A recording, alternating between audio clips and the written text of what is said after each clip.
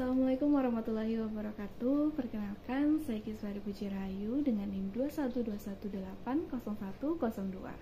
Pada kesempatan kali ini, saya dari Program Studi Pendidikan Guru Sekolah Dasar Universitas Muhammadiyah Purworejo berkesempatan untuk membahas 5 soal AKM yang mana khususnya untuk kelas 4, yang nantinya saya akan membahas 5 soal yang terdiri dari 3 soal numerasi dan juga 2 soal literasi. Nah, langsung saja kita ke pembahasannya.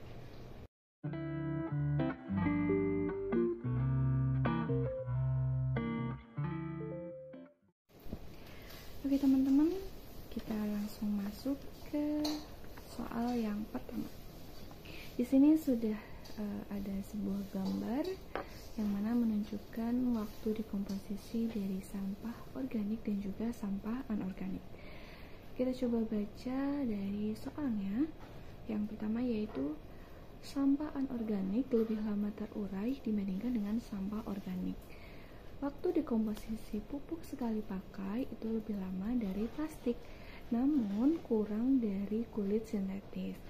Artinya pupuk sekali pakai ini membutuhkan waktu lebih lama dari plastik, tapi membutuhkan waktu kurang dari kulit sintetis.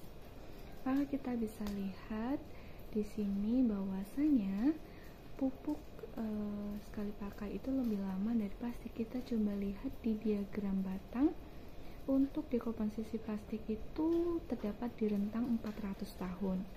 Nah, artinya berarti pupuk sekali pakai ini lebih dari 400. Nah, sementara kita lihat kulit sintetis itu berada di rentang waktu 500 tahun. Tadi dikatakan bahwa pupuk sekali pakai itu kurang dari kulit sintetis. Berarti rentang dari pupuk sekali pakai ini untuk melakukan dekomposisi itu kurang dari 500 tapi lebih dari 400. Atau bisa dikatakan rentang 400 sampai 500. Nah, kita lihat dari jawabannya. Di sini yang A adalah 250 tahun, berarti itu kurang dari 400, masih kurang tepat.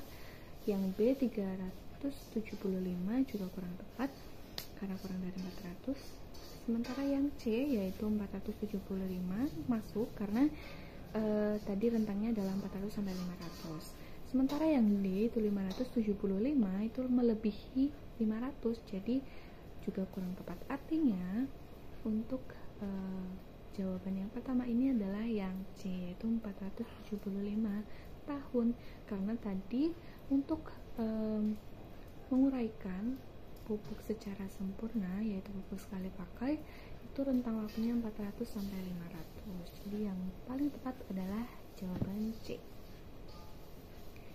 Kita masuk ke soal yang kedua. Di sini ada toko permen Andi. Nah, manakah pernyataan yang benar? Langsung saja kita bahas dari jawaban satu persatu. Yang pertama yang A adalah harga 2 buah permen lollipop adalah 5.000.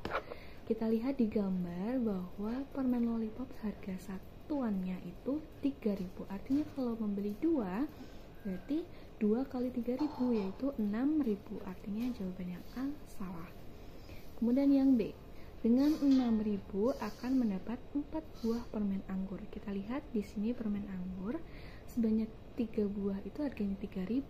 Berarti harga satuannya adalah 3.000 dibagi 3 yaitu 1.000. Satuannya adalah 1.000. Berarti dengan uang 6.000 seharusnya dalam membeli permen anggur bisa mendapatkan 6 buah permen. Berarti jawaban yang B masih salah.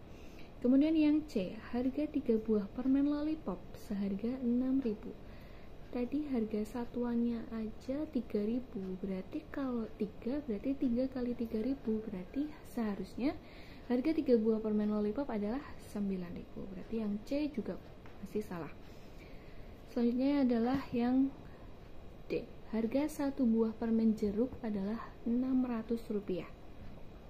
Bisa kita lihat di gambar bahwa permen jeruk seharga 3.000 itu bisa mendapatkan 5 buah permen. Artinya untuk satuannya ya berarti 3.000 dibagi 5 yaitu 600. Berarti jawaban yang D adalah tepat. Selanjutnya kita masuk ke soal yang ketiga. Sebuah taman berbentuk persegi panjang berukuran panjang 30 meter dan lebar 25 meter. Di sekeliling taman akan dipasang lampu dengan jarak antar lampu adalah 2,5 meter. Berapakah jumlah lampu yang diperlukan? Artinya kita perlu menghitung keliling dari taman tersebut, yaitu keliling persegi panjang, dimana rumusnya adalah 2 kali dari panjang tambah lebarnya. Panjangnya adalah 30, sementara untuk lebarnya adalah 25. Berarti totalnya adalah 55. 2 kali 55 adalah 110 meter. Nah, karena di sini berjarak 2,5, maka kelilingnya dibagi dengan 2,5, yaitu 44. Artinya, jumlah lampu yang diperlukan adalah sebanyak 44 buah. Kita masuk ke soal literasi. Di sini terdapat bacaan yang cukup panjang. Tapi sebelum masuk ke bacaan, ada baiknya kita adalah membaca soalnya dulu, supaya nanti ketika kita membaca itu tidak harus diulang-ulang, karena kita sudah tahu tujuan kita membaca itu akan mencari apa. Yang pertama adalah siapakah Pisi dan di manakah ia tinggal. Langsung saja kita baca bacaannya. Pisi di tengah badai. Pisi adalah seekor ikan pari yang hidup di Samudra Hindia. Dari kalimat pertama saja kita sudah bisa menemukan jawaban dari pertanyaan tadi. Apa teman-teman? Siapakah Pisi? Di sini dikatakan Pisi adalah seekor ikan pari. Dan di manakah ia tinggal? Ia hidup di Samudra Hindia. Berarti Pisi adalah seekor pari yang hidup di Samudra Hindia. Langsung saja kita cari di jawabannya. Di sini pilihan yang pertama A, Pisi adalah seekor ikan paus. Kurang tepat karena tadi Pisi adalah seekor ikan pari. Nah, yang kemudian yang B masih dikatakan Pisi adalah seekor ikan paus, kurang tepat. Yang C, Pisi adalah seekor ikan pari, benar. Yang hidup di Samudra Hindia, juga benar. Berarti jawaban yang paling tepat adalah C. Kita masuk ke soal yang terakhir. Seperti tadi, sebaiknya kita baca pertanyaan dulu. Pembuktian Lintang sebagai seorang anak yang bersemangat dalam menuntut ilmu adalah, maka kita nanti ketika membaca akan mencari alasan atau yang bisa membuktikan bahwa Lintang itu adalah seorang anak yang semangat. Kita lihat di sini, simak cuplikan dari buku Laskar Pelangi yang ditulis oleh Andrea Hirat. Dapat dikatakan tak jarang Lintang mempertaruhkan nyawa demi menempuh pendidikan. Namun tak sehari pun ia pernah bolos. 80 km pulang pergi ditempuhnya dengan sepeda setiap hari. Tak pernah mengeluh. Jika kegiatan sekolah berlangsung sampai sore, ia akan tiba malam hari di rumahnya. Sering aku merasa ngeri membayangkan perjalanannya.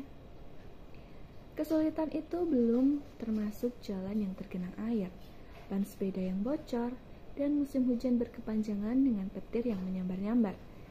Suatu hari rantai sepedanya putus dan tidak bisa disambung lagi karena sudah terlalu pendek, sebab terlalu sering putus. Tapi ia tidak menyerah. Dituntunnya sepeda itu puluhan kilometer, dan sampai di sekolah kami sudah bersiap-siap akan pulang. Saat itu adalah pelajaran seni suara dan dia begitu bahagia karena masih sempat menyanyikan lagu Padamu Negeri di depan kelas. Kami termenung mendengar ia bernyanyi dengan sepenuh jiwa.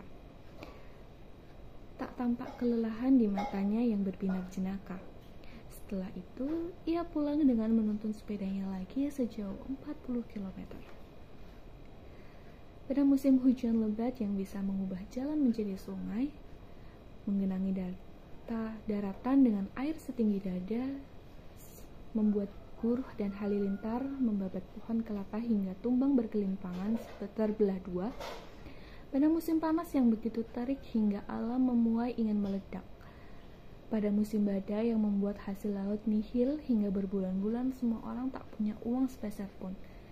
Pada musim buaya berkembang biak sehingga mereka menjadi semakin ganas. Pada musim angin barat puting beliung, pada musim demam, pada musim sampar, sehari pun lintang tak pernah bolos. Nah, langsung saja kita baca. Artinya dalam paragraf terakhir ini dikatakan bahwa banyak sekali rintangan yang dihadang oleh lintang itu sangat banyak dan berat.